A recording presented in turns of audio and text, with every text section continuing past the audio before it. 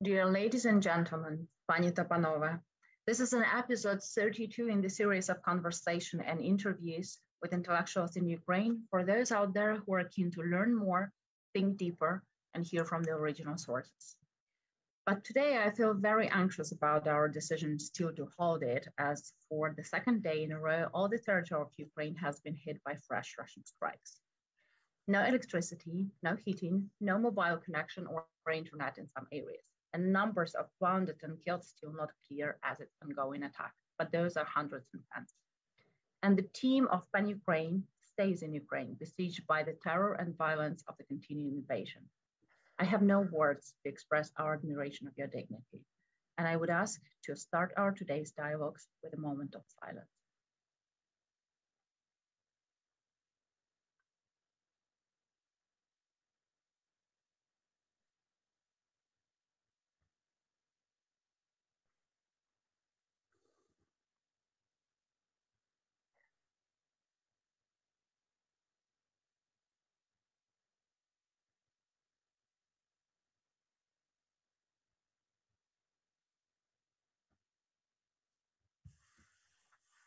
В етері 32-й випуск із серії розмов та інтерв'ю з інтелектуалами в Україні для тих, хто хоче дізнатися більше, думати глибше та чути з перших джерел. Я почуваюся вельми тривожно з приводу нашого рішення проводити цей випуск, попри те, що ось уже другий день поспіль всю територію України жорстко атакують російські ракети. І число постраждалих і загиблих оголошувати ще зарано, адже це триваюча атака, але вже йдеться про сотні десятки. І команда «Пан Україна» залишається в Україні в облозі терору і насильства триваючого вторгнення. Навряд чи можна знайти слова, аби висловити наше захоплення вашою гідністю. Ми щойно мали хвилину мовчання, аби ушанувати всіх загиблих в Україні останні дні. The project is co-hosted by PAN International, which has continued to provide a platform for freedom of expression for those currently under the highest risk. We work under a PAN International project. The project is implemented with the support of the US Embassy in Ukraine and our traditional partners, PAN America, the Ukrainian Institute, the Ukrainian Institute London, Ukraine World, Local History, Harvard Ukrainian Research Institute, and Harman Institute at Columbia University. We stream today's event to all partners' Facebook pages. Співорганізатором проєкту є Міжнародний ПЕН, який продовжує надавати платформу для свободи вираження поглядів тим, хто перебуває у групі найвищого ризику. Ми працюємо під хартією ПЕН. Нагадаю, що проект втілюється за підтримки Посольства США в Україні, і нашими традиційними партнерами є Пан Америка, Український інститут Лондона, Україна Світ, Локальна історія, Український науково-дослідний інститут Гарвардського університету та інститут Гаррімана при Колумбійському університеті. Ми транслюємо сьогоднішню подію на всі партнерські сторінки у Facebook. Захід відбуватиметься англійською мовою. My name is Olha Mukha, and I'm delighted to introduce our today's guests. Iryna Vikyrchak, Ukrainian poetess, writer, translator, and culture manager. Thank you for joining us today. She has directed and curated numerous literary festivals and events in Ukraine and Europe, including an assistance to the Nobel Prize laureate Olga Tokarczuk. She's also the author of 3 poetry collections. The latest being Anglometria, published in Kyiv last year, right? She is a member of PAN Ukraine and also a PhD student of the Wrocław University. Currently lives between Poland, France, and India. And Iryna has also worked across Europe promoting the Ukrainian cultural sector as the head of Ukrainian DEC within the EU Creative Europe program. You have said in your previous interviews that you felt responsibility in promoting cultural events in Ukraine and not how the Maidan's protest impacted Ukraine's cultural sector. And it will be very interesting to hear on your experience and perspective of the role of culture in war and the importance of ties created with other countries through cultural diplomacy, especially knowing that you live in such an incredible triangle. And Iryna will hold the dialogue with Pascal Bruckner. Our next guest may not need any introduction for our French viewers, but probably a bit for our global. Pascal Bruckner is a French philosopher and prolific author and essayist, and his work includes The Paradox of Love and The Tyranny of Guilt. those two we all suffer from. He was awarded the prestigious French literary prize, the Prix Goncourt, and is now a member of the Synonymous Academy. It is often the role of the writer and philosopher, and Bruckner's controversial thesis on our contemporary society often rounds debates. Let's hope we'll have some today as well. Your latest essay examines how recent global crises, including the war in Ukraine, has created a generation that is becoming increasingly withdrawn from the outside world. This is a very interesting perspective, and probably that will be a very interesting topic to discuss today as well. And in speaking and writing on Ukraine, you have pointed to the fundamental divisions between Ukraine and Russia, and Ukraine's border as a shield against the barbaric regime which has woken Europe up to the realization that peace may indeed be the exception and not the norm. And also you were this past weekend in Pamplona, right? It's a multidisciplinary cultural meeting that was being held there. And there you commented that culture can never really prevent a war. Culture and violence always go hand in hand, in response to the Russian filmmaker Viktor Kosakovsky, right? Who said that culture has everything. Yes, has very well because informed. It has not stopped the world, right? Yeah. So this is the context we are framing our today's conversation. The main highlights, the most interesting perspective, sometimes not expected, and the main question which our viewers are asking: what can I do today? Thank you. The floor is yours, Pascal. So what is the question? Just start it over. You mean I start blank? Yes. Oh, that's very difficult. So what can I say? I'm very interested in Russia since the 70s, and I went to visit a few dissidents in Eastern countries, Poland, Czechoslovakia, which still existed at this time, East Germany. And I went to Russia, USSR quite a few times.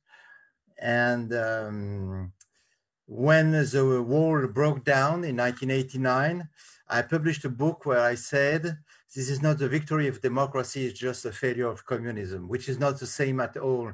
So we should be very careful when we rejoice ourselves, because communism failed, but democracy didn't win. And then we had a period of about 10 or 12 years of happiness and drunkenness on the merits of liberal democracy and market economy. And then came up 9/11 in New York, and that was the beginning of a new period. History was on the move again, and so our calculations were wrong. And in this fight between radical Islam and the West, one actor was absent. It was Russia.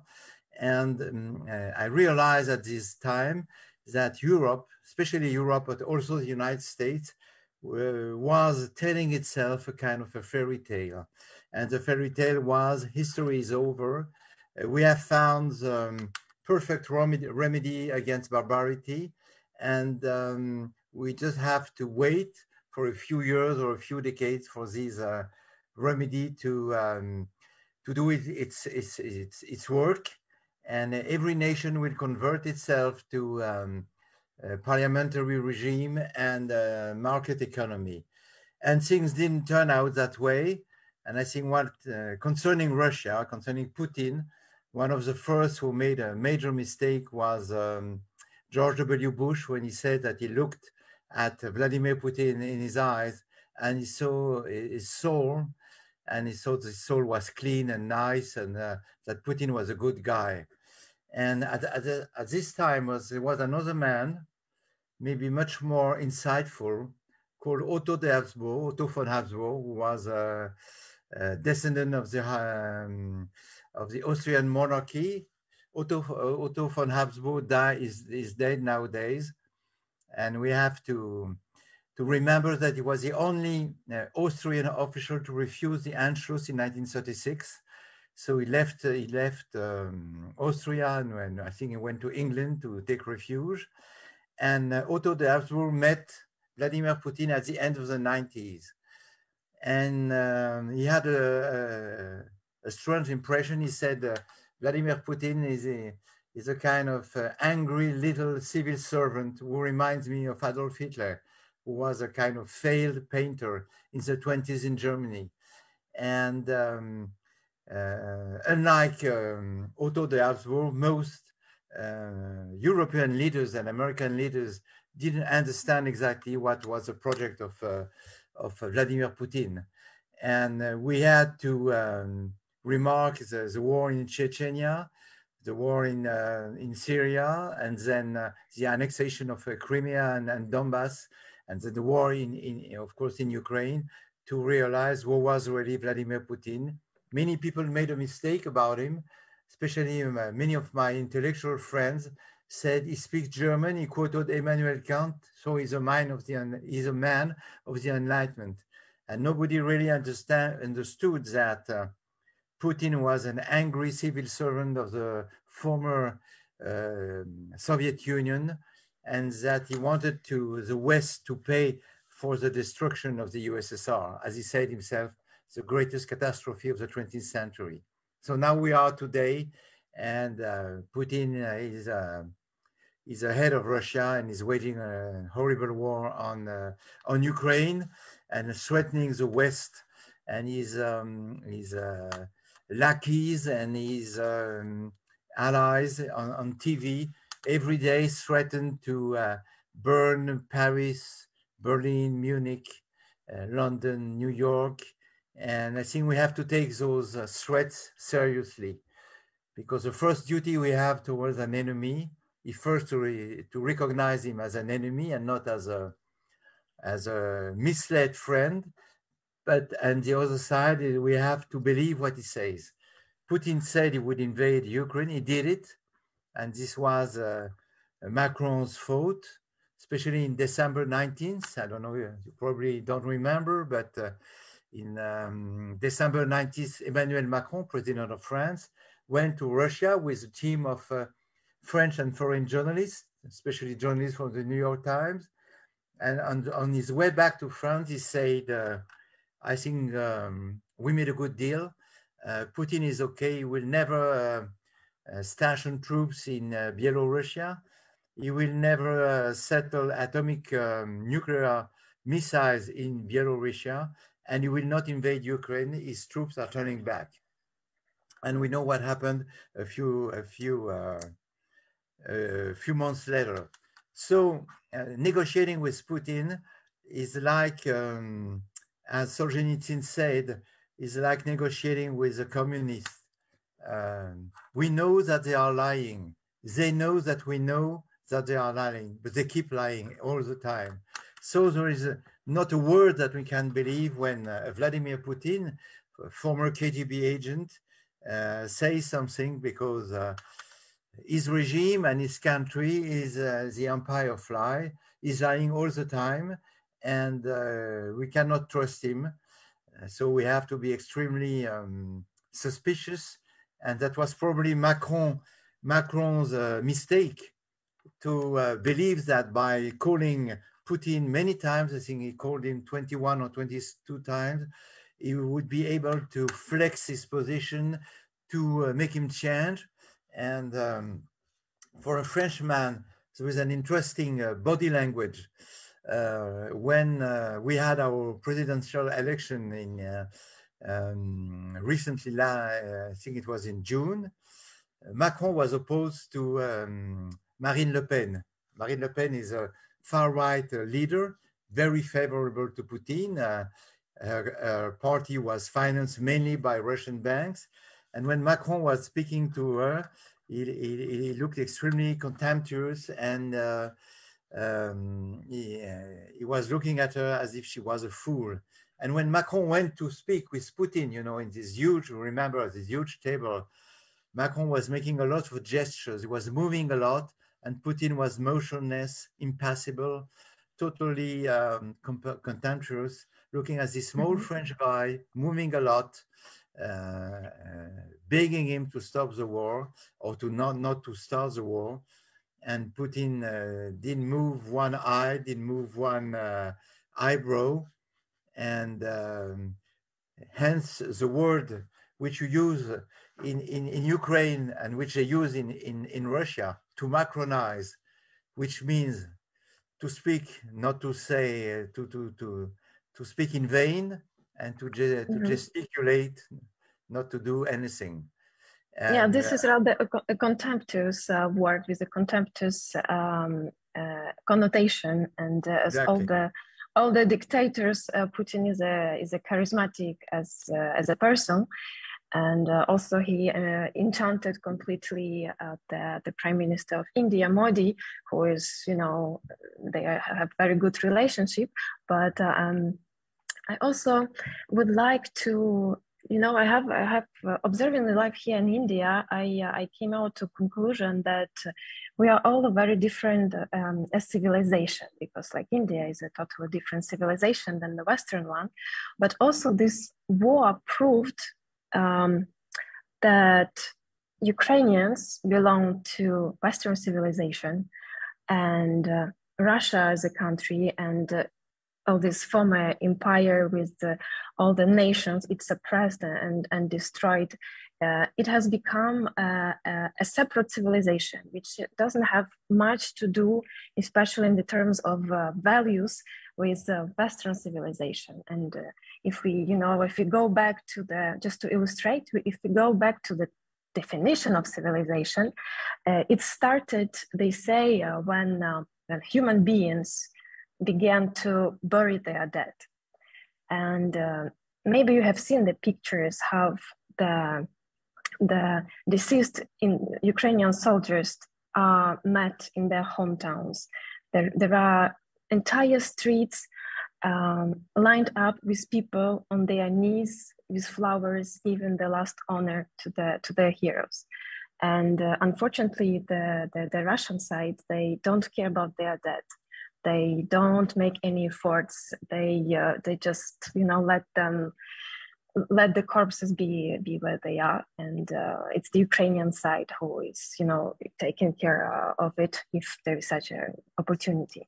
And it just, this little example, in my opinion, proves that Russia and Russian, so to say, post-Soviet Russian, okay, let's say Russian part of the world has become a totally different civilization, which, you know, it had made a full circle and is approaching to its end. So I would like to know what you think about this. And another comment that I would like to have and ask you if you agree with me is that this war, it's not only Putin's project. The entire 95% of the Russian population support this war in many ways. In the terms of social media, we get to know what what the single ordinary Russian person thinks. And the comments we see after analyzing like on a big scale, we see that these comments are really really hateful and scary, and a huge percentage of Russian people support the war, support the atrocity, the protests that were going on. They were never against torture of the Ukrainian people, or the genocide of Ukrainian people, or the violence of the war itself. They were just against the mobilization when the war touched personally the inhabitants of this country. Putin has created the nation of Russists, and also this society creating the dictator like Putin. How do you think it can be connected? Do you think it's only Putin as you speak it, or you think it's like a phenomena on a level of a nation? Well, to understand this war, on the very day of February 24th, I was in Switzerland, and I started to read Life and Destiny by Wassily Grossman. And so now it is a story of Auschwitz and Stalingrad. And from the very first pages, Grossman enlightened me on the Russian society. First, because he establishes a parallel between Nazism and communism, and because he says that the whole history of Russia, since the beginning, is not an expansion of freedom, but an expansion of servitude and bondage. And he says the more we make technical progresses, the more we come closer to the whole of black abysses. And of course, he was speaking about the Tsars, but he was speaking also about Stalin. And I think that our illusion after 1989 was to believe that Russia would take the path of democracy naturally after a few setbacks, and that there was no way to stop this kind of evolution. And this was a mistake of most diplomats, most head of states, most presidents, and this in spite of the fact that Putin and his surrounding faithful leaders said the opposite. And the way he led the war in Chechnya, the way what he did in Georgia, in Syria, should have opened our eyes, but we didn't want to see. So is Putin a creation of the system, or is it just a kind of aberration born out of the intrigues of the Kremlin? I think once again, if you go back to Vasily Grossman, or if you read Russian literature today, I think as Svetlana Alexeyevich or other writers, you understand. You understand that the very nature of the Russian people is not fighting for freedom, but just fighting to choose the master who will enroll you and crush you. And yes, I think Grossman says so. In his last book, he says, the mystery of the Russian soul is an unlimited love for bondage and slavery. And, you know, it opened my eyes, and I say, yes, that's how I should read Tolstoy, Dostoevsky, and maybe other writers. And so indeed, that is why many Westerners are making mistake when they say that Russia belongs to the European circle, and that Russia should join Europe one day. No, Russia will never be European, even if, and this is the paradox, Russian culture is part of European culture. Of course, we love Rachmaninoff, Tolstoy, Dostoevsky, Babel, and all those writers. Many of them, by the way, are Ukrainians, Pushkin, Gogol, and so on. But in which concerns the political system, how many years was Russia democratic? Maybe 7 months between Kerensky and the coup of the Bolsheviks in 1917, and 15 years between the fall of the wall and the coming to power of Vladimir Putin. The years of Boris Yeltsin was a drunkard and was not able to even stand up correctly when he was speaking on a microphone.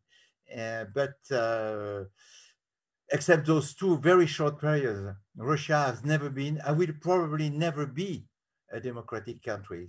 It's another culture, it's another type of contract. Civilization.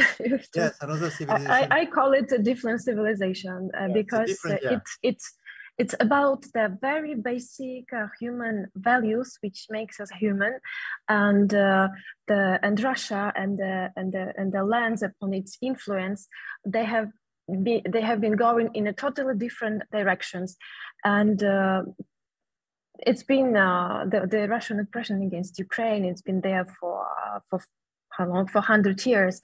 But the Stalin's crimes against humanity and his methodology, so to say, of committing the war crimes and leading the war, they are still used by Russia. For example, talking about yesterday, very misfortunate day for all the Ukrainians when, Russia sent more than 80 missiles to hit peaceful Ukrainian cities.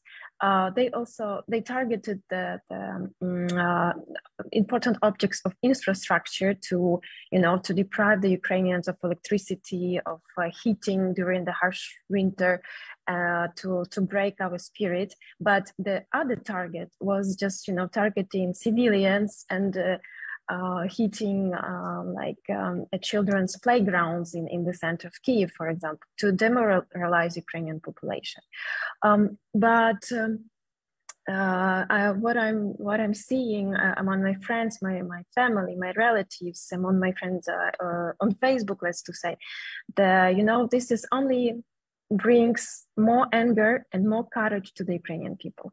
I have a feeling that this war is the cause of this war. It happened because Russia was never fully, or even it was never fully punished, was never recognized for its crimes for centuries.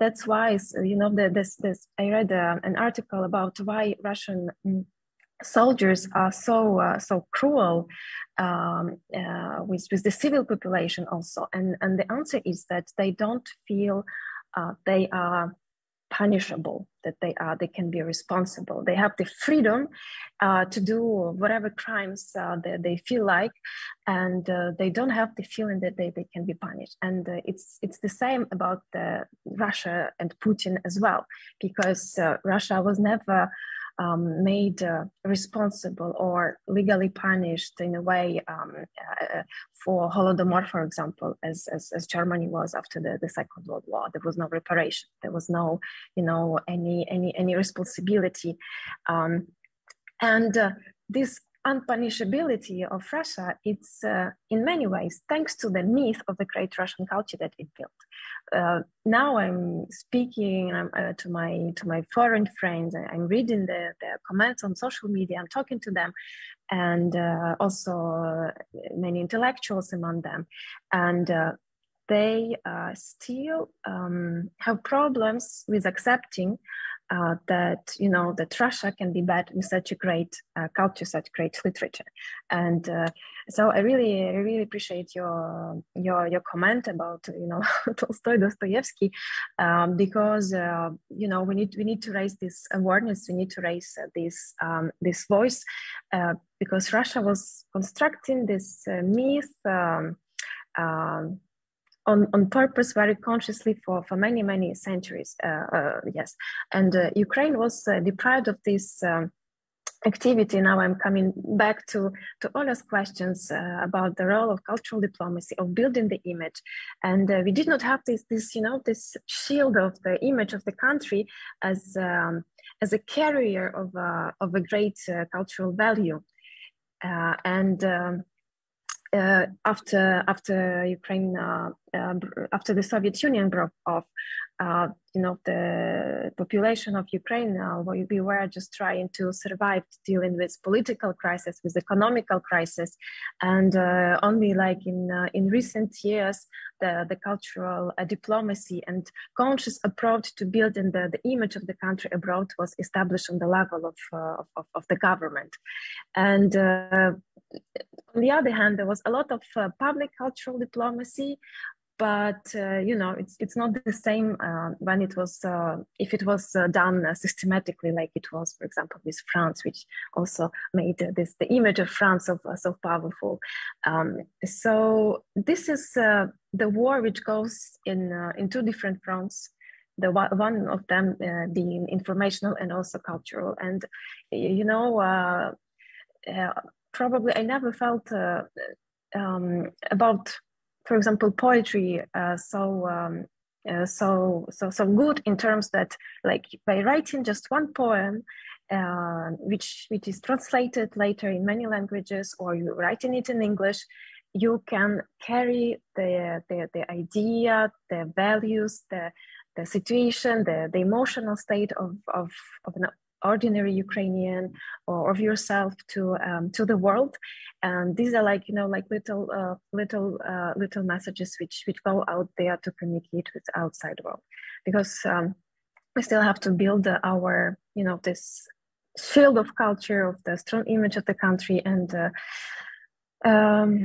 yes, and during this war, it's become even more intense, and every little drop counts, even if it's just one poem. Yes, So, yes. May I make two comments on your? Sure. On it's your a dialogue. We are supposed to yes. exchange comments. Yes.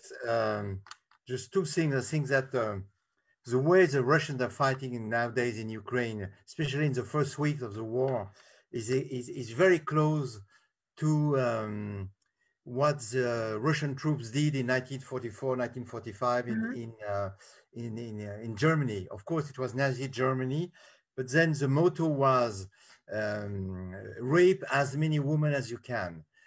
You know, you have to humiliate these arrogant German people. So it's a free permit to rape as many as you can. And they did the same thing in Poland. They did the same thing in Baltic countries. Everywhere they went, they were raping women as a kind of tribute for the victor.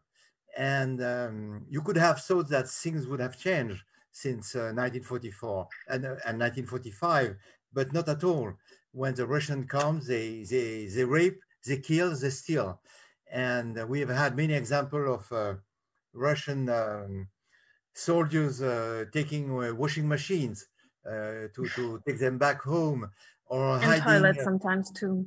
Toilet, yes, or taking off their life jacket to put a computer on their stomach, which of course could not protect them from bullets, and taking savings, and of course killing people. And so there was no education at all. There was no commandment. We know that the Russian army is one of the most brutal in the world, and young recruits who arrive in a barrack are being brutalized by their comrades. Many die, and this explains also the lack of discipline of the Russian army, and the exaction and the violence exerted on arrested Ukrainian soldiers. And second thing I would like to say to you is the wrong image that Putin has given for many years, especially on the French right. For the French right, for the French conservative, the wrong of democracy is its procrastination, its hesitations, its doubts about its inability to accomplish what it wants. And when they see people like Putin or Erdogan, on the other hand, they say, here is a guy who does what he wants, and when he gives an order, the order is being implemented immediately. And I remember that when the Russian army expelled ISIS from Palmyra in Syria, I don't remember exactly which day. I think it was 2013 or maybe 2016. And they say they brought an orchestra in the ruins of Palmyra, and they played, I think they played Rachmaninoff. So people said, you see, this is civilization. They expelled the barbarians of radical Islam, and they played classical music. But of course, this was just a trick. It was a fake pacifism, because the Russians use their own culture, which is real, exactly like the Nazis use John Sebastian Bach or Beethoven or Mozart to build their concentration camps and exterminate Jews, Gypsies, and Slavs. So many people in France have been deceived by this kind of smoke curtain, and say how those so well-educated people can behave in such a barbaric way. And I personally know a former foreign minister of Austria, a lady who danced with Putin in, I think it was a few years ago, Putin was invited in a ball in Vienna, and she danced with him, and she thought she had the new Tsar in her arms. But already at this time, you could tell that Putin was a dangerous guy, and so much dangerous as he was able to conceal his goals. So, of course, culture is a way to reunite people and to deliver messages. As you say, it's a drop of water, but it's a useful drop to gather support. But when it is used by a state, it's just a mask to hide war crimes and totalitarian projects. So this explains why many conservatives in France have been blinded by the strong man of the Kremlin. And for instance, you heard of him, Éric Zemmour, who was the head of a far-right coalition in France, said what we need in Paris is a new Putin. Thanks God he has not been elected, he's been beaten. And this kind of sentences was very often heard in meetings before the presidential election. And a dictator might fool people for some times because they say, I'm the strong man and I'm going to bring back order. But after a while, he has to wage wars because that's the only thing a dictator can do. And the fact that Putin is going to be beaten on the field is, of course, the best news of this 2022 year. Yes, yes, they cannot, Putin's army, they are defeated on the front line. So what they did when they reactivated yesterday and today with ongoing attack, and even now we are speaking and we don't know if there will be electricity by the end of our meeting in Kiev, or or God forbid something else happens. But this shows that it made them angry. They sent the missiles on the civilians. But just a little personal story, because at the beginning in March and April, my parents in the Western Ukraine, they were hosting for a month or two. They were hosting a family from Kyiv region when Kyiv region was occupied. And this family, they told the story how they met the occupants who came to their town, and they knocked on their door brutally, of course. And it was very cold. It was winter or early spring, but early spring in Ukraine is still like winter. And first they noticed that they were Buryats, the representatives of the national minority, the Buryatia Republic, not actually, Russian, ethnically Russians. And with the very cold weather, winter weather outside, they were wearing plastic flip-flops, bare feet. And so the first thing they took from the house of my parents' friends, it was shoes. So they took the shoes, they left, and this family, they left immediately to, for their lives, because it was unpredictable what happens. And now when the mobilization was announced in Russia, in one of the Russian very popular Telegram channels, there was a discussion that among the Russians that, quote, I hope they will take Buryats and 2 or 3 other representatives of other minorities, because it would be pity if they mobilized, if they sent to the front the Russian guys.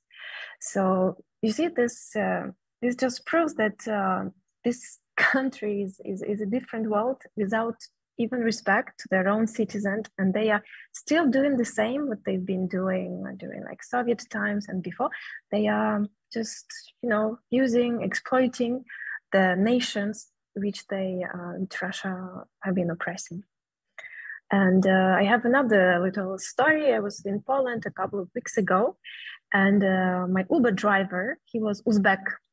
And I've never met an Uzbek person, and I since I didn't know anything about this country except for, you know, its past like Soviet history. So we started to talk, and I've learned that Uzbekistan, which is like a separate country now, it's still considered by Russia as one of its republic. It is only now, after 30 plus years, that the government of Uzbekistan discovered and started speaking about the victims of the Soviet regime, of the Stalin regime, and later, who were sent to Gulag. And they speak about 40,000 people of Uzbek intelligentsia, you know, the brightest minds, who were sent to Gulag. And the president started, you know, talking about it, opened this truth to the nation, let's say. And immediately there was a reaction from Russia. There were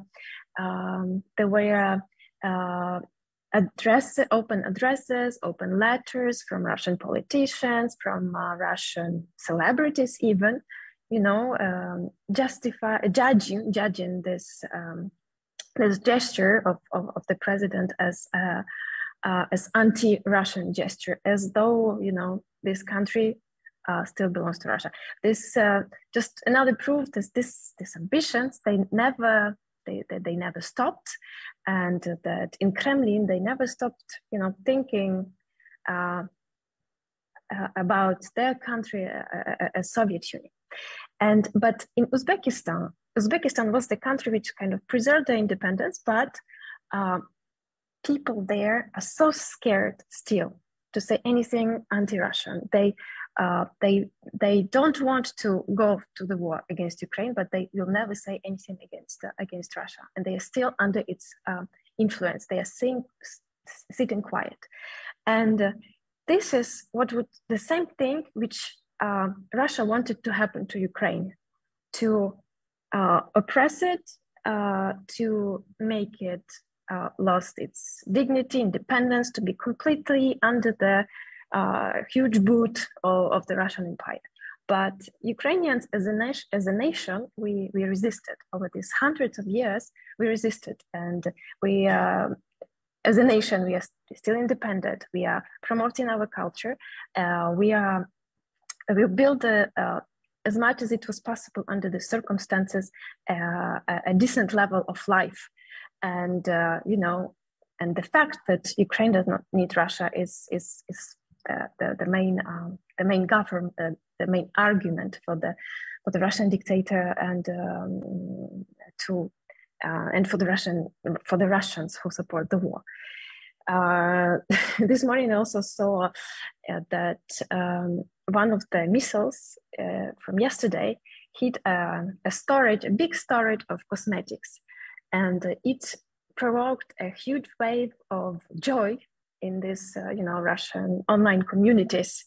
They are rejoicing not because Russian missile hit a military object or, you know, important, an important industrial object or strategically military important place, but because it hit a big storage of cosmetics. And the Russians who support the war, 90+% of them, they were having a lot of joy in the fact that something, you know, extra, something which makes your life extra, better quality, better standard of life was hit. And as a poet, as a you know, a person of letters, I just take this, you know, as a sign that this is the level of the hatred. This is the level of maybe jealousy, of not being able to have a better life and not letting others live a better life or live peacefully in general. I want to ask you a question which I'm trying to put together, and this is about, you know, about this the Russian mentality, because I put for myself, I created the word Ukrainity as a set of values and heritage, cultural, historical, which is you know, of which I am a carrier of this Ukrainianity, yes, when I'm out in the world, and the country in general, and each person which considers, you know, Ukrainian, or it's the first association you have when you see Ukrainian person. So this Ukrainianity, this set of values, this mentality, and do you agree if what I described is the Russian mentality? Well, I think we have one of the main lessons of this war will be for the Westerners, West European people, to disconnect Russia from Ukraine, and to understand until February 2022, we thought that many of us thought that Russia was a kind of epitome of the Slavic world, and that the soul of the Slavs people was totally enclosed into the history and the culture of Russia. And now, as you said yourself, we understand that it might be another side of the Slavic world enclosed in Ukrainianity, which there is as much Thanks mystery, for using this word. Yeah, as much mystery, poetry, and depth in the Ukrainian culture as we found in the Russian culture. Since the counterpart of the Russian culture is also a regime of oppression, slavery, mass murder, and expansion war. And that's why, in my view, one of the main issues of this war might be if the Ukrainians keep fighting well, and reconquering the territories of Donbass and eventually Crimea. The main issue could be, as in 1989, the second disintegration of the Russian Federation. And this federation will disintegrate itself from the peripheral republics of, as you said, Uzbekistan, Kyrgyzstan, Kazakhstan, Azerbaijan, which are already in a state of conflict with Moscow. And we might see the dismantling of the Russian Empire after centuries of oppression and centuries of commandment. And this would be the ironic and terrible result of Putin's aggression. He wanted to show that he was omnipotent, and the result was the opposite. The whole world shows that the Red Army nowadays is a kind of Potemkin army, that Russian soldiers don't even have food, decent food rations. So they just think about running away, to flee, to desert, and that even the Russian weapons are not exactly what we thought they were. And as you know, after all those missiles shot on Ukraine, the news says today that the Russian army could fall short of ammunition. And how ironic is this? The strong man now is naked, and this, of course, would be very good news for Ukraine, but very bad news for the Russians, who live too long on the idea of their superiority. And there is another characteristic of Putin, which is interesting, that the main mistake of Putin as a Kremlin's man was to think first that all the Ukrainians were Nazi and fascist, dreaming of welcoming their Russian brothers and kissing them on the cheeks, which was, of course, a major. And we all know it's false. Yes. It's all false reasons for the war. Yes, it was massive misinformation. But Putin saw the West as a decadent and declining civilization. People giving rights to homosexuals, giving rights to lesbians. Yes. I would rather say that he's been presenting West like this to the nation, as you know, as all the media is in his hands. It was very, very easy to manipulate. But in fact, it's the other civilization that is in decline. Sorry. Yes, exactly. And so once again, the irony of this view of the West, Western Europe, France, Germany, the United States, is so that we were on the brink of total collapse, dedicated to entertainment and consumerism. And it's not entirely wrong, but in spite of all this, on February 24th, the whole Europe and the United States reacted differently. And I think one of the main advantages of this war for us Westerners would be that Ukraine was maybe the nation that triggered a global awakening of the West and showed us a way to reinforce our defenses and to wake up against our own decline. This would be, of course, if this kind of thing happened, it would be very good news. Mm-hmm. I recently, since the war began, I found it very difficult to speak about Ukraine without an opposition to Russia, without mentioning Russia or without mentioning its historical relationship with Russia. Do you think it will be ever possible also after this war to speak about Ukraine without mentioning our eastern neighbor? No, it won't be possible. We can't speak about France without speaking about Germans or British with whom we've been on war for hundreds of years. But whatever happens, you don't need to mention the Russian. Ukrainians will exist by themselves, and the Russian will be eclipsed and will vanish in a memory of terror and oppression. So I wouldn't like to be Russian today. I feel sorry for the Russian people who have been tarnished by those massacres, as the Germans have been tarnished by the memories of World War II and Nazism. But the Germans have done some things that the Russians have never been able to do. They repented. They made amends for their crimes. They built a memory of their own misdeeds. And this is what the Russians have to do in the next future. And I see Olha is now coming on the screen to tell us that the dialogue is almost finished. That's it? Yeah, I'm just here as a visual reminder, and probably if you can just give your final advice for all the intellectuals all around the world, like what can we do today?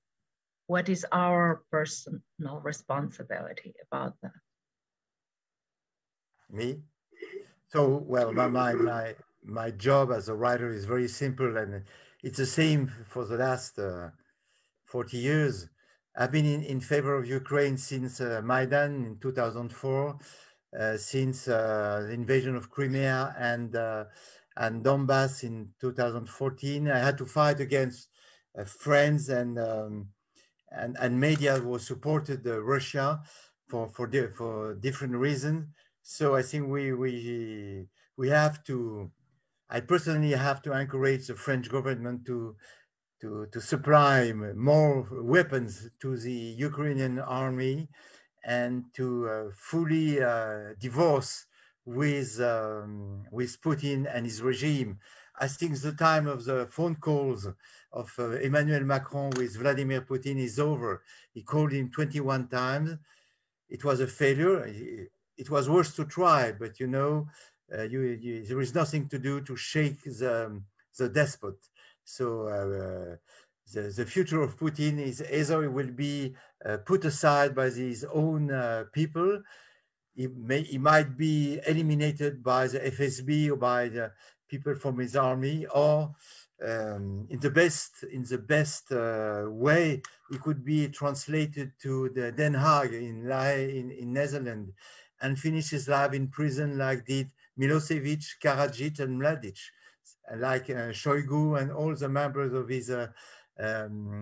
his team. That's the best thing I hope for Putin. But the way for Russian recovery will be extremely long, because the dictatorship and oppression has been going on for centuries. That's why we have to make a strong border between Western Europe and Russia. there will never be Europeans. There will never be a democracy. They're not mature enough for this kind of regime.